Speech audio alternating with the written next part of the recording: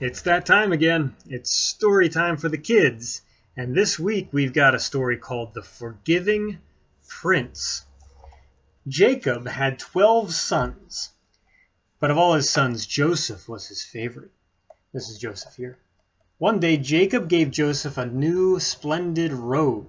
It was beautiful and rich with all the colors of the rainbow, but it made Joseph's brothers jealous.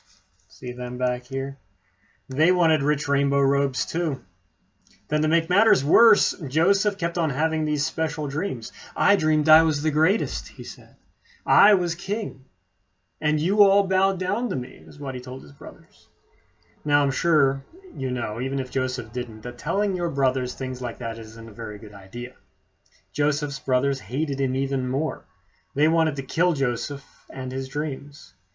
And one day that's exactly what they tried to do. They tore that rainbow robe right off of Joseph, and they sold him to some slave traders for 20 pieces of silver. That's not very nice. The traders took Joseph to Egypt, and then they made him into a slave. The brothers went home and they lied to their father, telling him that Joseph was dead. That's the end of that dreamer, they thought.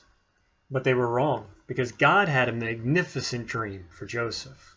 And even when it looked like everything had gone wrong, God would use it all and help make the dream come true. God would use everything that was happening to Joseph to do something good. Meanwhile, though, things were not looking good for Joseph in Egypt. He was far from home and far from his dad. And then he got blamed for something he didn't do, and even though he had done nothing wrong, he was punished and put in jail. But God had not left Joseph. One night, Pharaoh, that's the king of Egypt, he had a dream, a scary dream about thin cows gobbling up fat cows. What did it mean? He didn't know, but Joseph was a dream expert and he sent for him. It means famine is coming, Joseph explained. There won't be enough food.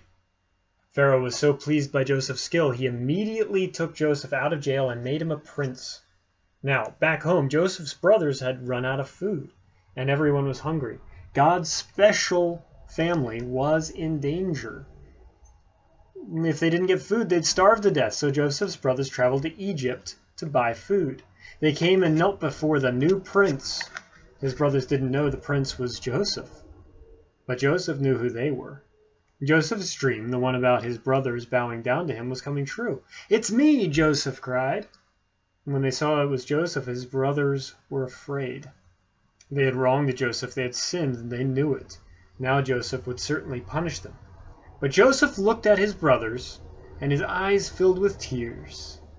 Even though his brothers had hurt him and hated him and wanted him dead, in spite of everything, he couldn't stop loving them. His heart, which they had broken, filled up with love, and Joseph forgave them. He threw his arms around them. "Don't be afraid," he said.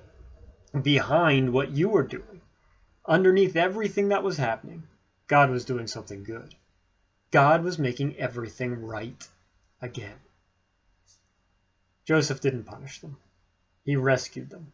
He brought God's special family to live with him safely in Egypt. One day God would send another prince, and that young prince would have a heart that would break. Like Joseph, he would leave his home and his father. His brothers would hate him and want him dead. They would sell him for pieces of silver. He would even be punished, though he had done nothing wrong. But God would use everything that happened to that young prince, even the bad things, to do something good, to forgive the sins of the whole world. Do you kids know who that prince was?